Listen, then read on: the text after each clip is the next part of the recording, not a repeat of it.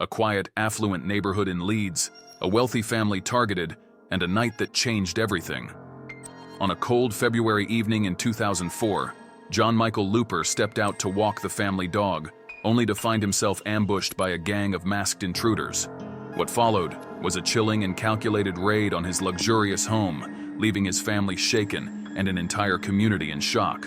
What led to this brutal crime? How did a family's legacy of success and generosity become the backdrop for such a terrifying ordeal? Join us as we delve into the gripping details of John Luper's life, the events of that fateful night, and the haunting aftermath of a crime that shocked Leeds to its core. Welcome to True Crime Tracks, where we bring you daily deep dives into the most intriguing and chilling true crime cases. If you're as passionate about uncovering the truth as we are, don't forget to hit that subscribe button and give this video a thumbs up. Sharing our channel with your friends not only helps us grow, but also ensures we can continue delivering these detailed stories, because putting these together takes a lot of effort, and your support means everything to us. Let's track down the truth together. John Michael Luper was born in 1946 in the city of Leeds, West Yorkshire, to parents Stanley Luper and his wife Olga, née Black. John's only sibling, younger brother Toby, who was 8 years younger than John, was born in 1954. In 1981, age 35, John married Turkish-born Lykan Karabag in Leeds, and the couple's only child, daughter Liza Rose, was born in 1983. John came from a well-known Jewish family in Leeds and was part of the United Hebrew Congregation, an Orthodox Jewish community which worships at a synagogue in the city. His maternal grandfather, Isaac "Ike" Black, was a master tailor in one of the finest workrooms in Leeds in the 1940s to 50s, when the city was still the hub of the UK textile and suit trade.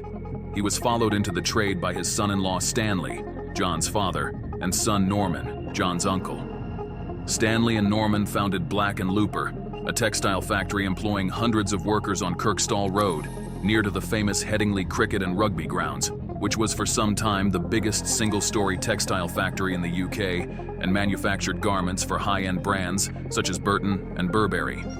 The firm also kitted out the Leeds United team that won the 1972 FA Cup. Both John and Toby followed their fathers into the family business. Its success and his other ventures, such as in property, made John a millionaire and enabled him to buy a large mansion, worth approximately £1.6 million today, in Alwoodley on Sandmoor Drive, one of the most exclusive streets in Leeds. Here he lived with his wife, daughter, and the family au pair.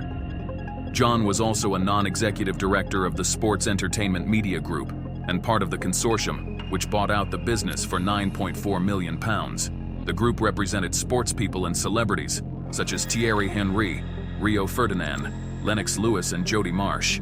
Toby, who was very close to his brother, said of John that he was loyal. He was a great family man. He would help anyone. He would go out of his way to help anyone, sometimes even at his own detriment.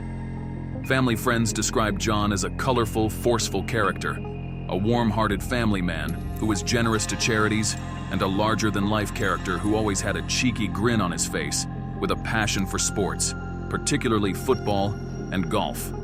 The crime. On the 16th of February 2004, John set out from the family home at 11:30 p.m. to walk the family dog. He only got as far as the pavement in front of his neighbor's driveway on Sandmoor Drive before he was ambushed by a gang of 4 or 5 masked men who dragged him up the gravel drive, through some bushes, and back to the family home. After entering the house, John was bound with silver duct tape by the gang. John's wife, daughter, age 20 at the time, and the family's Turkish au pair, who were in bed when the raid began, were also similarly bound and left in an upstairs room, separated from John downstairs. The gang stole John's wallet, which contained his credit cards and a substantial amount of cash, which he had taken out of the bank in preparation for an upcoming business trip. Jewelry was also taken, including a number of watches, amongst which was a rare Cartier watch, one of only 4 sold in the UK at the time, made of platinum, with vertical rows of diamonds either side of the watch face. Estimates suggest that the jewelry and cash totaled approximately £100,000 in value. As John lay dying during the raid, an attempt was made by the robbers to feed him marmalade from a jar found in the family kitchen. The robbers, having completed their raid, then fled the home, And, on hearing this, the ladies in the upstairs bedroom were able to free themselves from their bindings. On making their way downstairs, they found John unconscious on the floor of the morning room. Police were called at 1:45 a.m., and despite attempts by emergency services to resuscitate John, he was pronounced dead at the scene in the early hours of 17 February 2004. The investigation. Pathologists initially struggled to determine the cause of death for John. It was theorized that, due to the attempts to feed him marmalade, he may have suffered a diabetic attack which caused his death.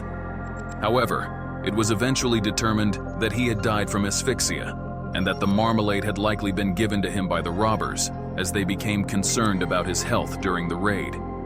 Police revealed that John had a very mild diabetic condition, which did not require medication, and it appears that the robbers became aware of this, possibly through John telling them, and in an attempt to boost his sugar levels, gave him the marmalade. The mode of asphyxiation John suffered has never been revealed, but police did state that there were only superficial injuries on John's body and no signs of violence.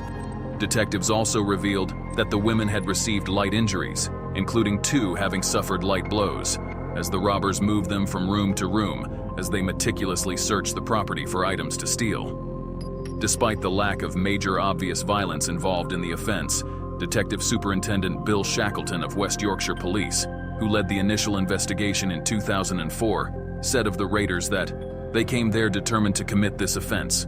They were equipped to do so, and they knew exactly what they were going to do when they got there, and they were prepared to use a degree of violence. D.S. Shackleton confirmed that police believed John and the Luper home had been targeted due to wealth rather than any kind of business or personal grudge. All the robbers had worn masks and gloves, and they were believed to have had a getaway car parked a short distance from the Luper home. The women in the Luper family were able to provide descriptions of 2 of the robbers. The first was described as a tall, muscular black man with a Yorkshire accent, while the second was between 5 feet 3 inches and 5 feet 6 inches, of slight build, and believed to be mixed race or a light-skinned black man. One was described as a somewhat reluctant participant in events, having been overheard by the women as apologizing for what was happening and claiming he did not want to be there. However, the women could not be certain if there were 4 or 5 robbers in total, and this appears to never have been established for certain by police. Extensive forensic searches were conducted of the Luper home and on Sandmoor Drive, in particular the area where John was ambushed whilst walking the dog. Numerous public appeals for information were made, including a reconstruction of the crime on the nationally broadcast BBC Crime Watch program. Efforts were made to trace the jewelry stolen. It has never been made public whether any of this has been recovered, but a number of appeals over the 20 years since the crime have focused on the Cartier Platinum watch, so it appears that this rare item in particular is still outstanding. Detectives came to believe from information received that the killers were from within the criminal fraternity of the Bradford and Spen districts. Spen is about 17 miles and 35 minutes by car from Sandmoor Drive, and central Bradford approximately 13 miles, but around the same traveling time by car due to traffic and road differences. 10 months after John's death, land and farm buildings at the Windy Bank estate near Liversedge, 2 miles from Spen, was searched, but if anything of significance was recovered, that information has never been made public, and no charges have ever followed. Over the years since John's murder, the case continues to be reviewed. Since 2017, it has been overseen by the West Yorkshire Police Major Investigation Review Team, a team of specialist cold case investigators.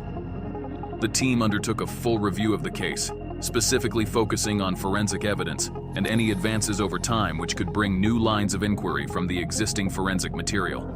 It appears that nothing of significance has been uncovered by the review team, and appeals continue to be made, including most recently by John's brother Toby and new lead officer Detective Chief Inspector Damien Roebuck on the 20th anniversary of the crime in February 2024.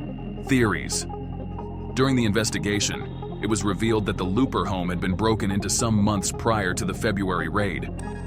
Police learned that John had reportedly told his friends that the robbers in the previous raid had repeatedly demanded diamonds from him. This led police to speculate that both raids were committed by the same gang, who had returned in the belief that diamonds were kept in the home and determined to steal these. Whether the Luper family did actually own diamonds has never been revealed.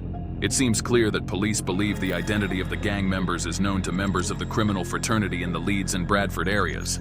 It even seems possible that the police themselves are aware of who the robbers likely were, given the raids on the property in Liversedge carried out soon after the crime, but have been unable so far to secure enough evidence to prosecute.